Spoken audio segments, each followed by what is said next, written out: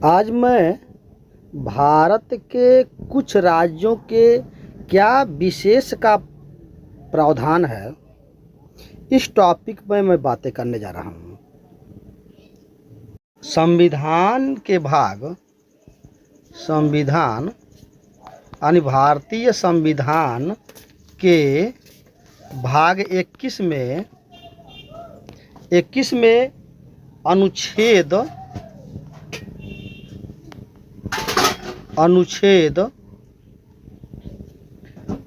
371 से लेकर और 371 झ तक का हम बातें करेंगे। इसमें कौन कौन से राज्य शामिल है और उन राज्यों का क्या प्रावधान है, मैं हर पॉइंट को कवर करूंगा।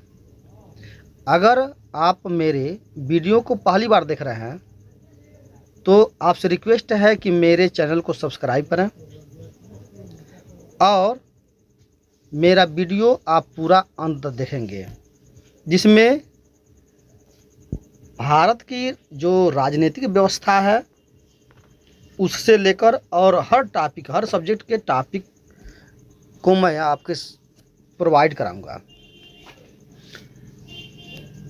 तो आज हम कुछ विशेष राज्यों के जो प्रावधान है वह बताने जा रहा हूँ।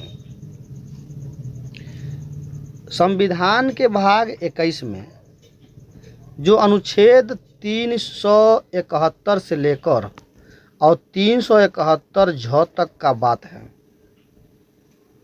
उसमें 12 राज्यों का क्या है विशेष प्रावधान दिए गए हैं।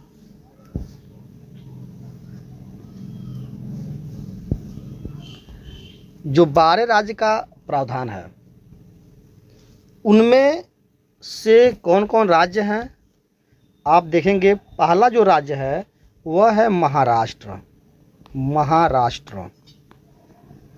दूसरा जो राज्य है वह है गुजरात। इसका विशेष, इन जो 12 राज्य हैं इनकी विशेष प्रावधान है। तीसरा नागालैंड। चौथा है असम। पांचवा मणिपुर।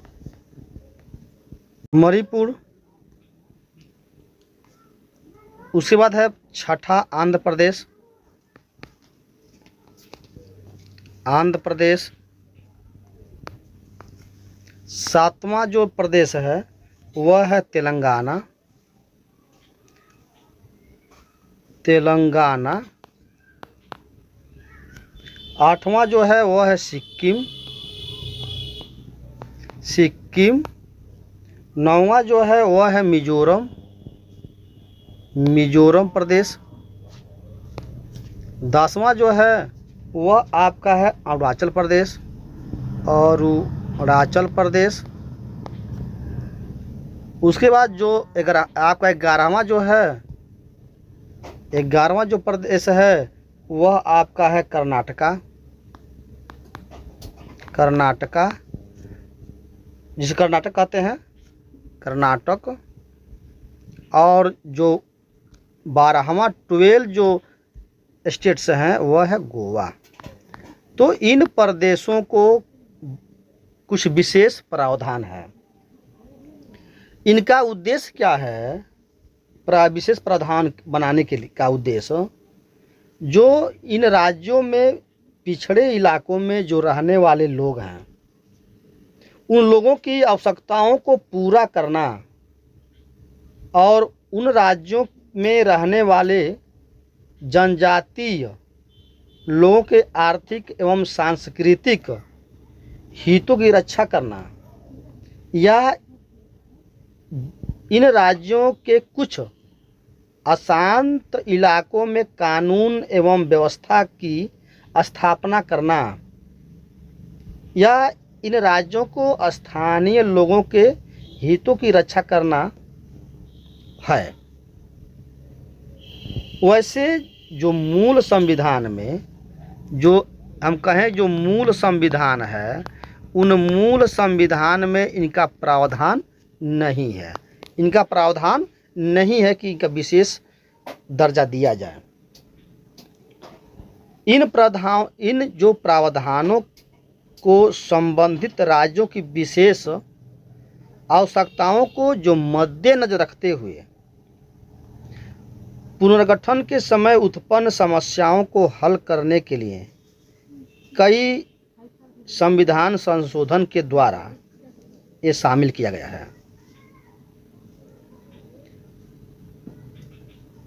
अब रहा देखते हैं इनकी जो प्रावधान है, महाराष्ट्र और गुजरात के जो लिए जो प्रावधान है वह क्या है। गुजरात एवं महाराष्ट्र के लिए जो प्रावधान है उसमें है कि अनुच्छेद 371 अनुच्छेद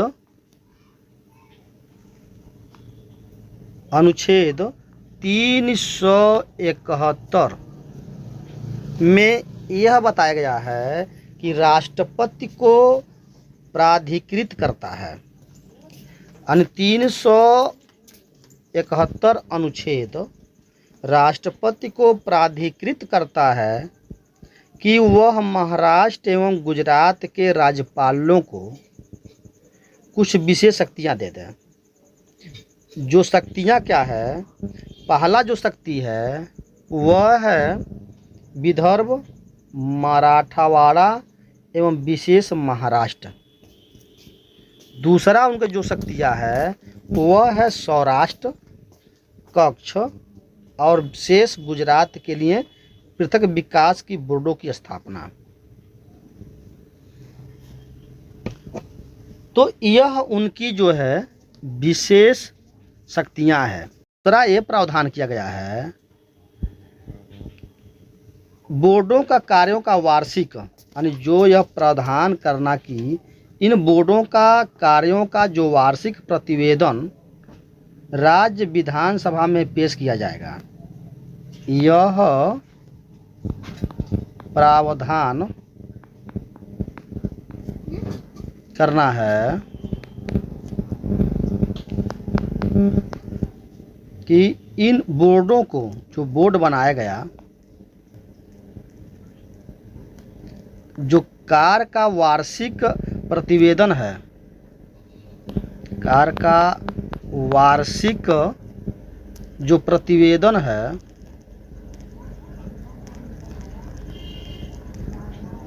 वह विधानसभा में पेश किया जाए। तो राज्य विधानसभा में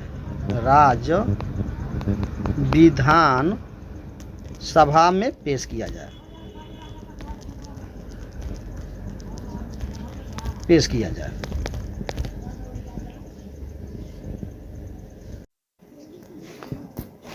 जो तीसरा प्रावधान है गुजरात और महाराष्ट्र के लिए वह है कि जो उक्त वर्णित क्षेत्रों में जो क्षेत्र है उन क्षेत्रों में विकास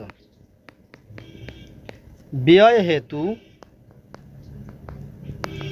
हेतु विधियों का समयपूर्ण आवंटन करना, विधियों का व्यय हेतु विधियों का समयपूर्ण आवंटन करना, साम्यपूर्ण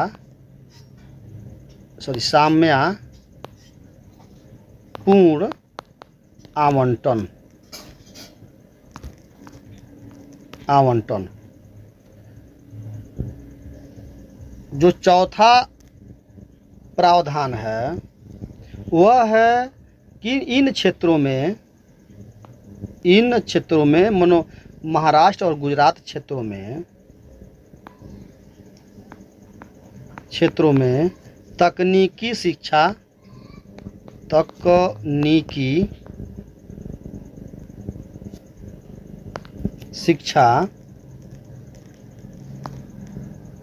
एवं व्यवसाय एवं व्यावसायिक प्रशिक्षण के लिए उपयुक्त सुविधा उपलब्ध कराना और उचित व्यवस्था करना। इन राज्यों के क्षेत्रों के युवाओं के लिए राज्य की सेवाओं में पर्याप्त प्रतिनिधित्व सूचित करने की व्यवस्था करना।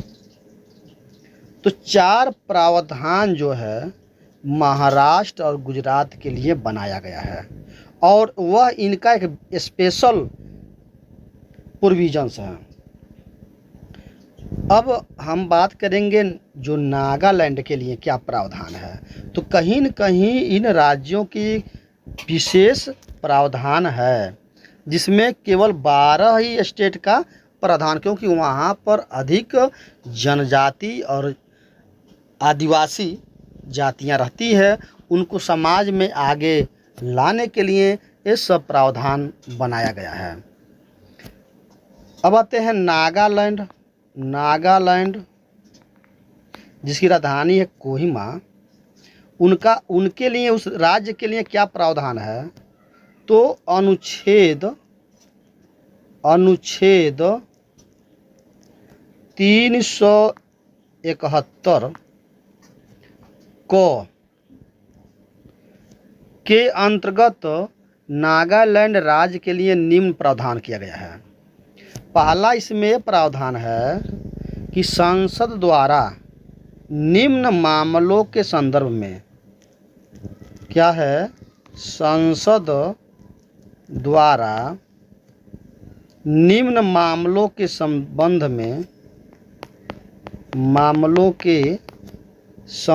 में बनाया गया अधिनियम तथा नागालैंड पर लागू नहीं होगा जब तक राज्य विधानसभा इसका अनुमोदन न कर दें। बहुत मर्जी बात है, इसमें बहुत अच्छी बात है कि संसद द्वारा जो निम्न मामलों के संबंध में जो बनाया गया अधिनियम है तथा तब तक नागालैंड में लागू नहीं होगा जब तक राज्य विधानसभा इसका अनुमोदन न कर दे। ठीक है। उसके बाद क्या क्या है वह प्रावधान विधान। नागाओं के धार्मिक और सामाजिक प्रथाएं, इनमें कहीं न कहीं इसका संबंध में बनाया गया अधिनियम लागू नहीं होगा जब तक राज्य विधानसभा इसका अनुमोदन न करें। पहला जो है नागाओं का धार्मिक और सामाजिक प्रथाएं। नागाओं का धार्मिक एवं सामाजिक प्रथाएं। दूसरा है नागारूढ़ जन्म विधि और प्रक्रिया। नागारूढ़ जन्म विधि एवं प्रक्रिया। और तीसरा है सिविल और दंड न्याय प्रशासन। सिविल और दंड न्याय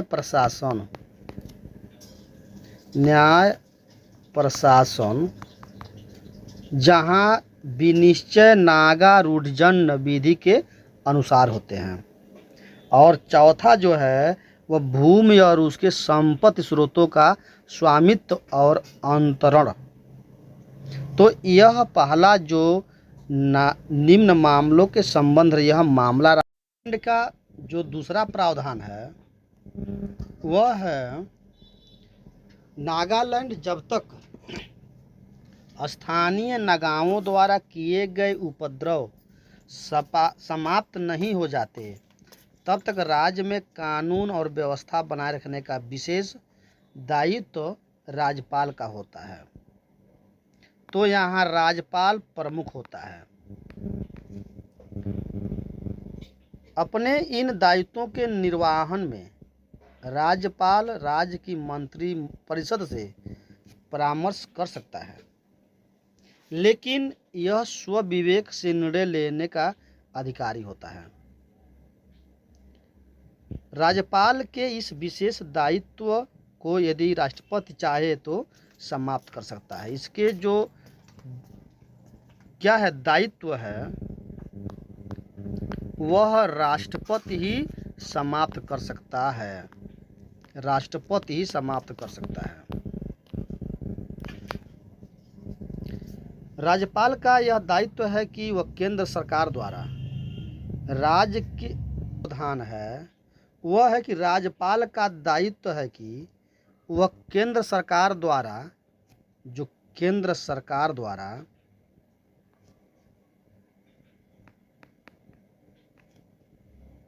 केंद्र सरकार द्वारा राज्य के विकास हेतु विशेष कार्य हेतु दिए गए धन का उचित आवंटन एवं व्यय सुनिश्चित करें, जिसमें इस कार्य से संबंधित अनुदान मांगे शामिल होगी।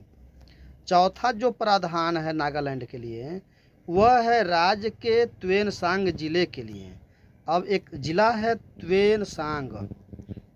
त्वेनसांग जिले के लिए 35 जो सदस्य हैं उनका 35 सदस्यीय एवं जो क्षेत्रफल परिषद की स्थापना की जाएगी। परिषद की स्थापना की जाएगी। राज्यपाल को इस परिषद के गठन, सदस्यों के चयन की रीति, उनकी योग्यता, कार्यकाल, वेतन एवं भत्ते, परिषद के कार्य और उनकी कार्यप्रणाली, परिषद के लिए अधिकारियों अन्य लोगों की नियुक्ति एवं उनकी सेवा शर्तों और परिषद के कार्य संचालक से संबंधित जो अन्य प्रकार की नियम बनाने का अधिकार होगा। पांचवा जो उनका जो प्रावधान है नागालैंड का वह यह है कि नागालैंड के निर्माण में 10 वर्ष की अवधि या आगे भी राज्यपाल के विवेकानुसार इस क्षेत्र परिषद के गठन के संबंध में त्वेनसांग जिले के बारे में निम्न प्रावधान लागू होंगे। पहला उसमें कौन प्रावधान है मतलब त्वेनसांग जिले के शासन का जो संचालन राज्यपाल द्वारा किया जाएगा। उसके बाद राज्यपाल केंद्र के राज्य के विकास के लिए प्राप्त विधि से त्वेनसांग जिले और शेष नागालैंड के विकास हेतु उचित धन का आवंटन सुनिश्चित करेगा। तीसरा है नागालैंड विधानसभा द्वारा बनाई गई कोई भी अधिनियम त्वेनसांग जिले पर तब तक लागू नहीं होगा जब तक कि जिले की क्षेत्रीय परिषद राज्यपाल को इसके बारे में अनुशंसा न करें। चौथा, राज्यपाल त्वेनसांग जिले में शांति, विकास एवं सुशासन के लिए उचित विनियम बना सकता है। इस प्रकार के किसी भी विनियम को संसद के अधिनियम या किसी अन्य ऐसे कानून जो जिले पर लागू होता है वो हो सके। तो ये रहा नागालैंड के प्रावधान। अब मैं बात करूंगा असम और मणिपुर के लिए। अब असम के लिए जो प्रावधान है वह अनुच्छेद 371 ख में यह बताया गया है कि असम का राज्यपाल राज्य विधानसभा के जनजातीय क्षेत्रों से चुने गए सदस्यों से या ऐसे सदस्यों से जिन्हें वह उचित समझता है एक समिति का गठन कर सकता है। यह अनुच्छेद में यह बताया गया है। मणिपुर का लिए अनुच्छेद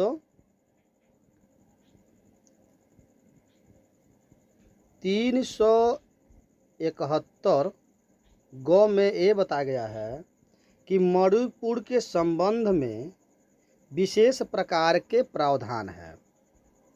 वह प्रावधान व्यवस्था, पहला जो उसमें प्रावधान है वह है कि राष्ट्रपति को यह अधिकार है कि यदि वह चाहे तो राज्य के पहाड़ी क्षेत्रों में और या मणिपुर क्षेत्रों में मणिपुर विधानसभा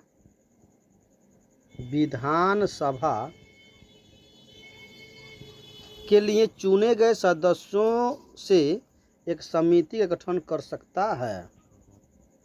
दूसरा प्रावधान है मणिपुर के लिए, राष्ट्रपति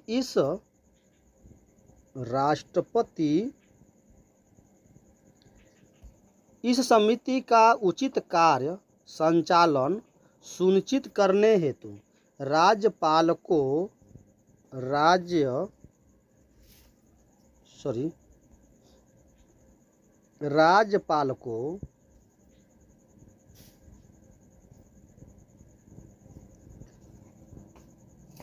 विशेष उत्तरदायित्व भी सौंप सकता है।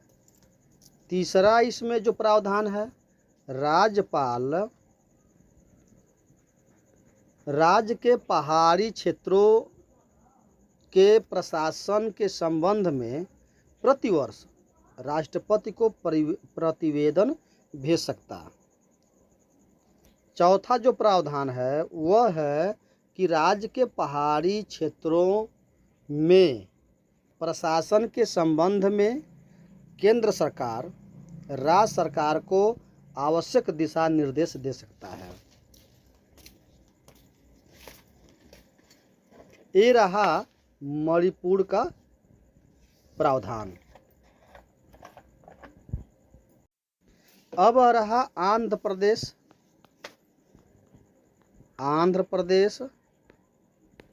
और तेलंगाना।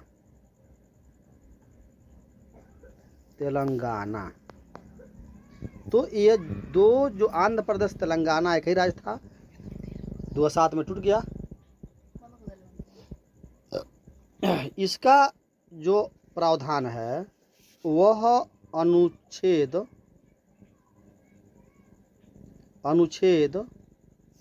371 घ एवं 371 ङ यह बताता है कि आंध्र प्रदेश के संबंध में विशेष प्रकार के प्रावधान है जो 2014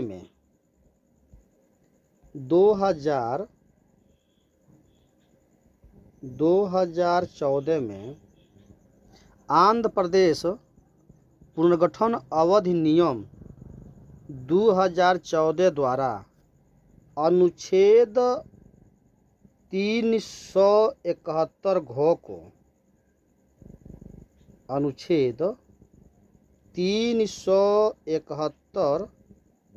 को विस्तृत करके तेलंगाना राज्य की स्थापना की गई।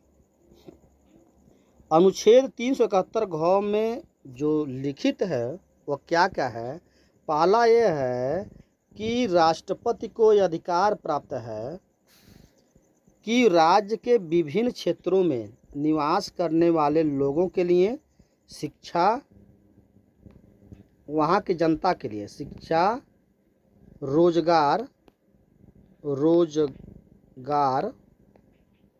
के अवसरों में समान अवसर उपलब्ध कराने के लिए उचित व्यवस्था कर सकता है।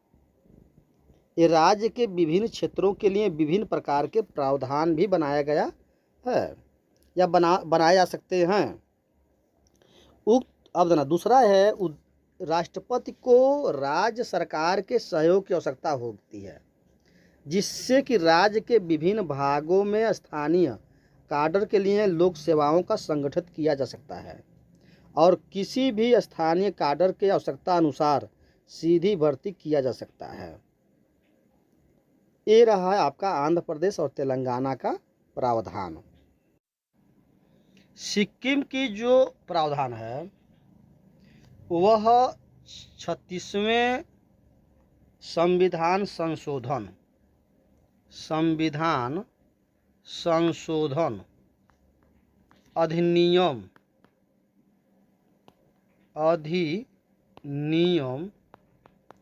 1975 के द्वारा राज्य को पूर्ण राज्य का दर्जा हुआ।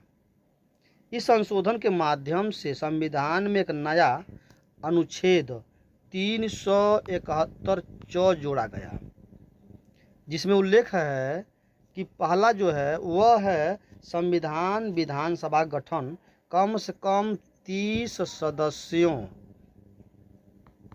से होगा।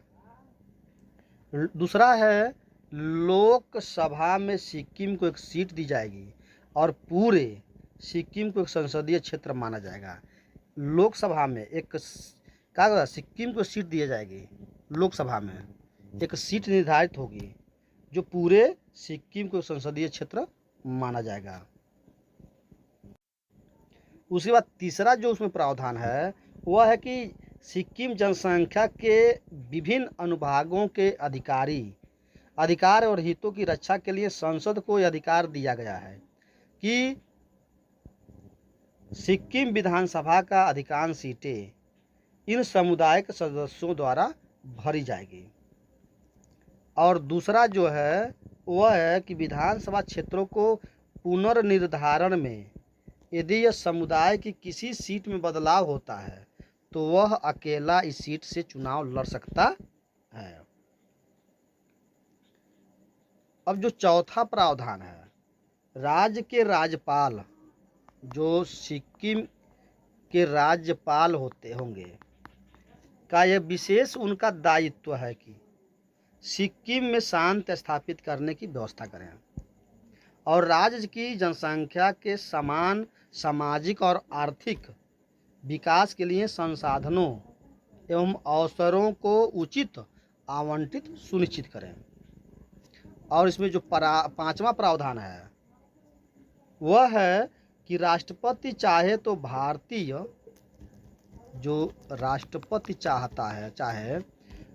भारतीय संघ के राज्यों के लिए बनाए गए किसी नियम को सिक्किम के विशेष संदर्भ में विस्तारित कर सकता है।